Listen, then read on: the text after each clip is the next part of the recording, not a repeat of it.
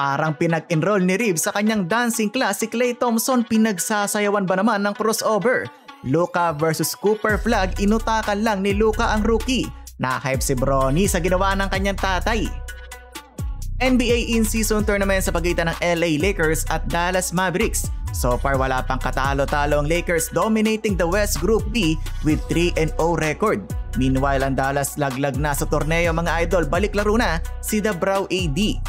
Opening frame, benga kaagad ang Lakers sa 3-pointer ni AR. Sumunod na play mga idol, showtime na agad. Luka splitting the defender, sabay lab kay LeBron, reverse dunk. Bumawi naman ng tres ang former Laker Max Christie. 8-minute mark ng mama na sa Ayton, napaaray ang rookie na si Cooper Flag. Reeves naman on the open court, tinapos ng 200 jam. Nagpapalitan ng tres ang both teams, ganda naman ang lab ni Nembhard kay AD, monster 200 dunk.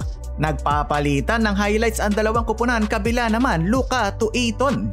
Ilang minuto naging silapi ang opensa, scoring drought ang both teams, kakapasok lang ni Gabe Vincent, tumikada kaagad ang dalawang tres. Cooper unang beses nag-attempt tumira, pasok ang mid-range. Ito ang inaantay ng karamihan, Luka versus Flag, inatake na idado ng depensa ng rookie. Grabe talaga si Luka, pinapakitaan ng kanyang former team, tinirahan ba naman ng tres harap-harapan si Klay Thompson. Good din naman para kay Klay, better offense lang para kay Luka. Sabay tapik kay Thompson, 28-22, end ng quarter. Second period, si Reeves naman ang bumida habang nakaupo si Luka. Isang wing 3-pointer against Klay. Bumawi ng corner 3 si KT, di pa nakontento si AR. Kinombo naman sa kabila ng crossover si Thompson. Bumawi ang Dallas 11-4 run, Cooper and AD connection. Gigil na gigil yung dunk ni Dabrow. Buhat ang opensa si AR, leading all scorer so far. Maganda din ang pinapakita ni Washington para sa Mavs. 4-minute mark, watan emphatic dunk, nakawala si Jackson Hayes. Literal na pinayanig ang ring. Late ng second, nagsisimula ng magpasiklab si Cooper Flag. Binulibol si Gabe Vincent, nakatres pa from top of the key. Tatatlong sunod pa sana, butatanga lang siya ni Ayton.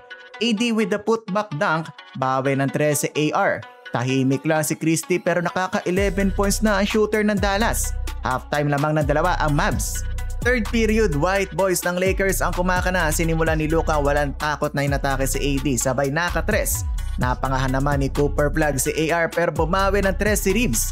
Under 8 to go, unselfish play by Bron. Open na siya pero binalik at pinahit check si Rui. Sumunod na play, dinerecho na ni LeBron ang bola. 5-0 run by Lakers. Na-hype ang anak ni LeBron na si Bronny, lamang na ng tatlo ang LA. 3-point party na ang Lakers, LBJ at Reeves back-to-back threes.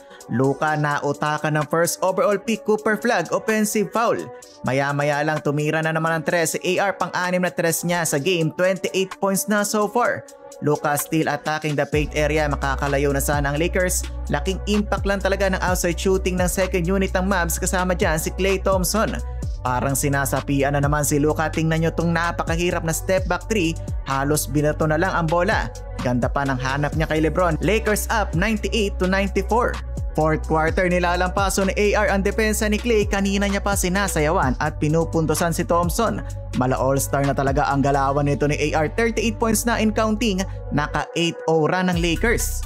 Last 2 minutes, icing on the cake, LeBron wide open 3, ending hindi na nakahabol ang Mavs, 129-119, Reeves with 38 at Luka with 35.